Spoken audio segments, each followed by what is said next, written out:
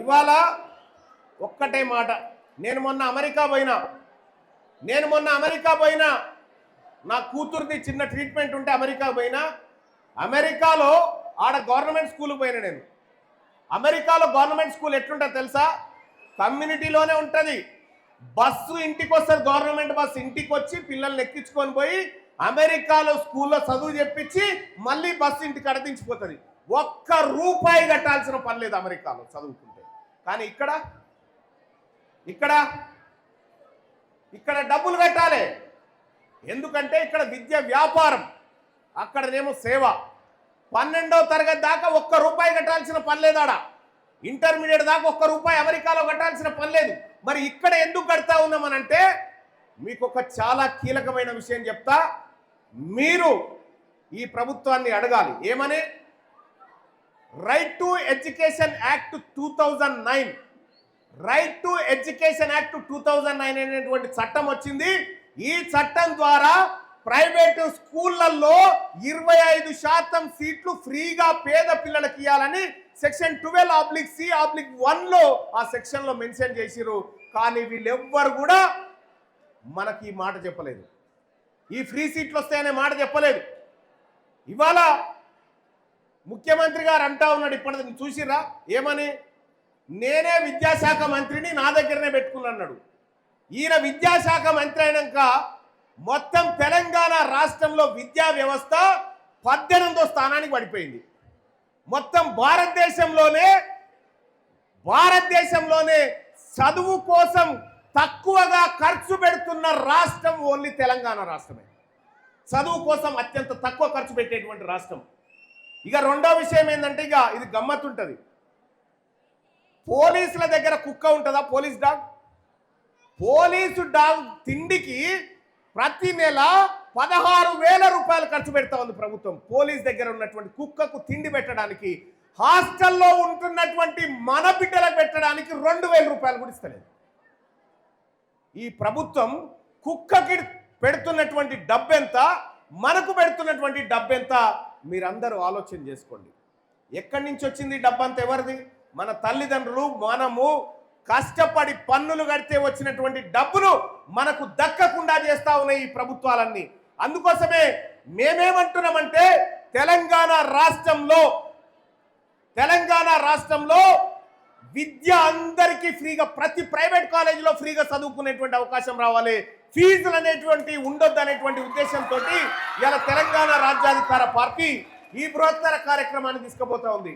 మీకు ఇష్టమైన ఫీజులు లేకుండా చదువుకోవడం ఇష్టమే కదా? అగో ఆ ఫీజులు లేని చదువు కోసమే పిట్టల సురేష్ నన్ను ఇక్కడికి తీసుకొచ్చింది. అన్న ఈ మాట చెప్పుదా అని చెప్పి పిట్టల సురేష్ తీసుకొచ్చింది. ఫీజులు లేని చదువు, కంప్లీట్గా ఫీజులు లేకుండా, మన అమ్మా నాన్న మీద ఒక్క రూపాయి భారం పడకుండా చదువుకోవడానికి మనం ఒక కొత్త ప్రణాళికతో వస్తా ఉన్నాం. గతంలో ఇక్కడ శ్రీ చైతన్య నారాయణ కాలేజీలు ఉన్నాయి కదా హైదరాబాద్లో, తెలంగాణలో. తమిళనాడులో ఉండేవి. ఎందుకుండేవి తెలుసా? తమిళనాడులో వీటిని పెట్టనీయరు. ఈ బిజినెస్ చేస్తే అని తెలుసు. ఇవి ర్యాంకులు రావు, ఏమి రావు. అంతా హర్యానా, పంజాబు, యూపీ, రాజస్థాన్ నుంచి ర్యాంకులు వచ్చిన వాళ్ళ దగ్గరికి పోయి పైసలు ఇచ్చి నీ ఫోటో మా దాంట్లో వేసుకుంటామని వేసుకొని తెస్తారన్నట్టు. ఇది ఈ రకమైనటువంటి దోపిడీ. అందుకోసమే మీ అందరికీ రేపు ఓటు హక్కు వస్తుంది. ఈ ఓటు ఒక్కటే మన తలరాత మారుస్తుంది. ఈ ఓటు ఒక్కటే మన జీవితాలను మారుస్తుంది. అందుకోసమే మీ అందరికి కూడా 2 విషయాలు చెప్తా సోదరుమణులారా. ఇక్కడ మనము చాలా విహారయాత్రలకు ఇక్కడికి పోతూ ఉంటాం. విహారయాత్రలకు పోతాం. చిన్నప్పుడు నేను కూడా 10వ తరగతిలో ఉన్నప్పుడు ఎక్స్కర్షన్ అని తీసుకుపోయారు గవర్నమెంట్ స్కూల్లో. దాదాపుగా నా చదువంతా గవర్నమెంట్ స్కూళ్ళలోనే చదివింది. నేను జేఎన్టీలో ఎంబీఏ చేసిన, కాకతీయలో బీపీడీ చేసిన, ఉస్మానియా యూనివర్సిటీలో ఎంసీజే చేసిన, ఇవన్నీ గవర్నమెంట్ స్కూళ్ళలోనే చదివినాయి. కానీ ఇవాళ నేను అమెరికా పోయి ఎక్స్కర్షన్ పోయిన, ఏడికి పోయినా? యూనివర్సిటీల దగ్గరికి పోయినా. యాపిల్ ఫోన్ తెలుసా మీ అందరికీ? యాపిల్ ఫోన్ ఎవడు కనిపెట్టిండ్రా అని చెప్పి తెలుసుకోవడానికి నేను డ్యూక్ యూనివర్సిటీకి పోయిన అమెరికాలో. ఆ డ్యూక్ యూనివర్సిటీలో చదువుకున్న టిమ్ కుక్ ఈ యాపిల్ ఫోన్ని తయారు చేసి ఇప్పుడు యాపిల్ ఫోన్ అదే. డొనాల్డ్ ట్రంప్ ఏడ చదువుకుండా చూసి వచ్చిన, మైక్రోసాఫ్ట్ సీఈఓ ఏడ చదువుకుండా చూసి వచ్చిన, గూగుల్ సీఈఓ సుందర్ పిచాయ్ ఏడ చదివిండో చూసి వచ్చిన. ఎందుకు చూసి వచ్చిన అమెరికాలో అంటే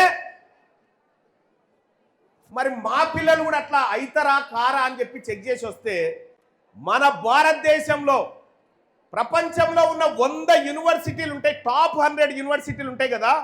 ఈ టాప్ 100 యూనివర్సిటీలలో భారతదేశం నుంచి ఒక్క యూనివర్సిటీ కూడా లేదు. ఎక్కడి నుంచి అవుతారు విద్యార్థులు? తయారు గారు కదా. రీసెర్చ్ లేదు, ఏమీ లేదు, కేవలం బట్టి చదువులు. నేను 10వ తరగతి అయిపోయి దాదాపు 28 ఏళ్ళు కావచ్చు నా 10వ తరగతి అయిపోయి. అప్పటికి మీరు బుట్టలే చాలామంది. ఆ రోజు మా సార్ చెప్పిన పద్యం నాకు ఇప్పుడు వస్తుంది. అవని విదీర్ణమైన హిమాద్రి చలించుట గలుగునని చెప్పి ఇప్పుడు నేను పద్యాలు పాడతాను సులభంగా. ఇవాళ అటువంటి చదువు సార్థకమైనటువంటి చదువు. ఆ రోజుల్లో చదువుకున్నటువంటి చదువు ఇప్పుడు చాలా స్కూళ్ళల్లో, గవర్నమెంట్ స్కూళ్ళల్లో అక్కడిక్కడ 10వ తరగతి, గవర్నమెంట్ అండ్ ప్రైవేట్ స్కూళ్ళల్లో కూడా 10వ తరగతి ఒకప్పుడు ఎంతమంది పాస్ అయ్యేది తెలుసా?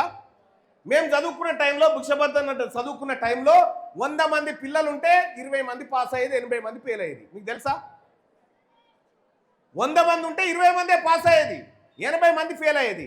ఇప్పుడు ఎందుకు 90% రిజల్ట్, 99% రిజల్ట్ ఎందుకు వస్తుందో తెలుసా? ఇప్పుడు మీరందరూ కూడా పాస్ కాకుండా ఫెయిల్ అయ్యారు అనుకో, మరి అక్కడ శ్రీ చైతన్య సీట్లు ఎవరు నింపాలి, నారాయణ సీట్లు ఎవరు నింపాలి? వాళ్ళ సీట్లు నింపడం కోసం మనల్ని పాస్ చేస్తా ఉన్నారు అత్యవసర మార్కులు వేసైనా.